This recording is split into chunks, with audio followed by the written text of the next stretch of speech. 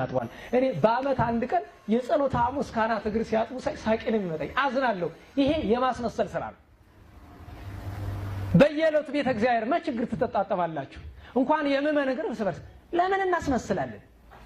በቪዲዮ ተለይ አሜሪካ አዲስ አበባ የሆነ እንደሆነ ደግሞ ይሄን የሚያክል ሞዴል ካሜራ ያስይዘህ እግር እያጠብክ ትቀረጻለህ፣ ይለጥፋል። አሮን የሚያባቱት ናቸው ይባላል። ባክ ጋኔን ያደረበት ነው።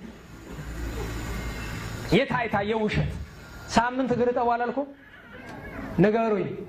ቃል ገብታችኋል? አጥባችኋል? የእውነት አረ እንዴት ዋላችሁ? እግር አጥባችኋል?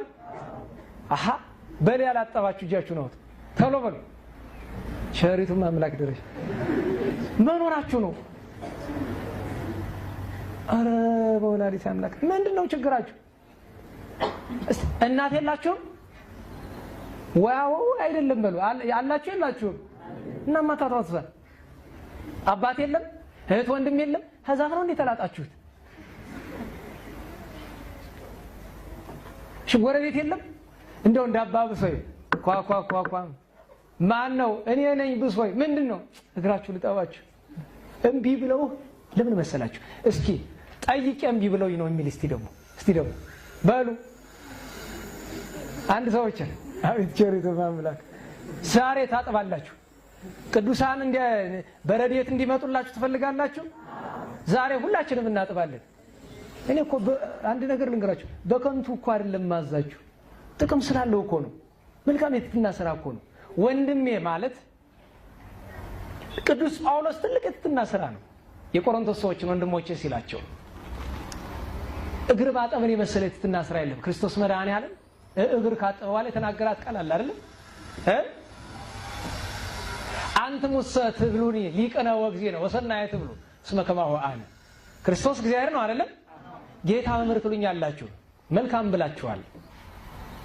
ወሶበ እንዘ አነ እንከሊቅክሙ ወእግዚእክሙ፣ እኔ ጌታ መምህራችሁ ስሆን አጸብኩክሙ እገሪክሙ፣ እግራችሁን አጠብኳችሁ። አንትሙኒ ይደልወክሙ ትሕጽቡ እግረ ቢጽክሙ፣ እናንተም ፈጣሪ ፍጡር ካጠበ እናንተ ደግሞ የባልንጀራችሁን እግር ማጠብ አለባችሁ። ይህ እኮ ነው ቅድስና። ነገረ ቅድስና ማለት እኮ ይሄ ነው። እግር ካላጠብክ እኮ የመንፈስ ቅዱስ አትሆንም።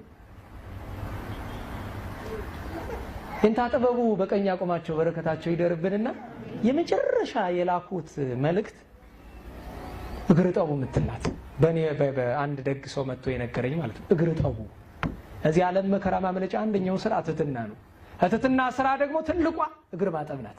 እግር ጠቡ እዚህ ዓለም መከራ እንድታመልጡ እግር ጠቡ ብለዋል። የክርስቶስ አነጋገር ነው። ኋላ ጌታ ብፁዓን አንትሙ እመ ገበርክምዎ፣ ስትሰሙት ስታወሩት ሳይሆን ያደረጋችሁት ቀን ብፁዓን ናችሁ። ከ10 ቃለ ብፁዓን 10ኛው ይሄ ነው። 9ኙ በማቴዎስ ወንጌል ምዕራፍ 5 ላይ ስላለ ማለት ነው። ስለዚህ እሱን እናስታውስ።